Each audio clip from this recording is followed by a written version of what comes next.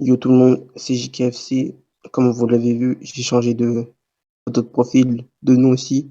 Avant, je m'appelais King Jojo.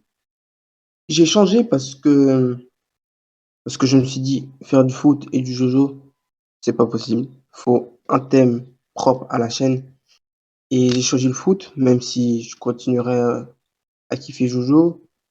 Peut-être une future chaîne que de manga. En tout cas, c'est décidé. Cette chaîne, je veux faire que du foot dessus. En tout cas.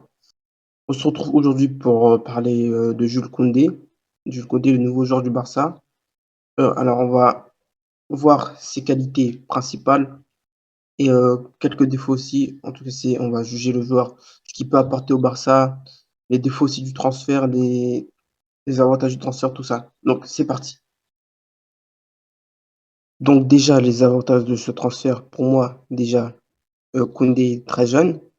Il a une énorme marge de progression. Il était très bon à Séville.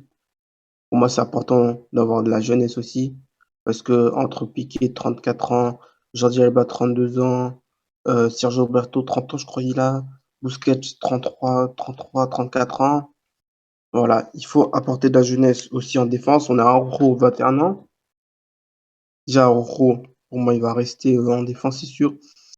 Christensen, 26 ans. Garcia, 20 ans. Koundé rapporte aussi de la jeunesse. Euh, et ça renforce aussi la défense. Ça renforce la défense parce que je pense que si Koundé n'était pas là, la charnière ça aurait été Christensen Araujo. Si il y en a un qui se pète, je trouve avec Piqué ou Eric Garcia titulaire, on sait que Eric Garcia comme remplaçant c'est mieux que titulaire. Piqué il est sur la fin, donc c'est parfait de recruter un défenseur. En plus c'était pour moi le secteur auquel il fallait se renforcer après. Pour moi la défense n'est pas encore parfaite, mais on va y revenir dans une prochaine vidéo. En tout cas, pour moi, c'est un bon renforcement. Il y a une énorme marge de progression aussi. Et pour moi, l'autre avantage, c'est qu'il connaît bien la Liga. Ça fait 3 ans qu'il est à Séville. Pour moi, il connaît bien le championnat. Il va pas prendre de temps à s'intégrer, je pense. En tout cas, c'est une très bonne chose qu'on recrute un défenseur de Liga. Après, ça veut rien dire parce qu'on a vu l'anglais. Lui aussi, il vient de Séville. Il a fait une bonne première saison. Après les 2 dernières saisons, là, les 3 dernières saisons qu'il a fait l'anglais. Bon, c'est pas fou. Vraiment, on peut même dire qu'il pue la merde, voilà. En tout cas, ça, c'est les trois points positifs de Jules Koundé. Les défauts. Alors, j'ai trouvé un défaut à Jules Koundé. Je pense, le défaut, c'est la défense en 1 contre 1. Pour moi, après, au Barça, il va jouer haut. Mais si le Barça se prend contre et qu'il est obligé de défendre en 1v1, en 1 contre 1, en tout cas, je pense que ça là aurait plus de mal. Après, les gens, ils peuvent dire, ouais, tous les surcotés. Mais les gens qui disent ça, je pense que c'est des gens qui regardent beaucoup les matchs de l'équipe de France. Ils jouent à droite en équipe de France. Et vous pouvez pas dire, ouais, tout, il pue la merde, alors qu'il joue pas à son poste, les gars. Il joue pas à son poste.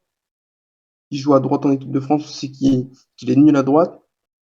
Après, je pense qu'au Barça, ce sera pas le cas. Mais bon, enfin, en tout cas, je pense que j'ai très hâte de voir la défense centrale Koundé en rouge. Je pense que ça peut être l'une des meilleures défenses de Liga, très très solide. Déjà qu'Araujo, il est trop fort. J'ai envie de faire une vidéo que sur lui, mais vraiment, Araujo, il est trop fort. Et Jules Koundé, ça, c'est un bon, très très bon renfort en tout cas. En tout cas, les gars, c'était une petite vidéo sur Jules Koundé. J'espère que la vidéo vous a plu. N'hésitez pas à mettre des likes, à vous abonner. Et on se retrouve à la prochaine pour une prochaine vidéo. Bye.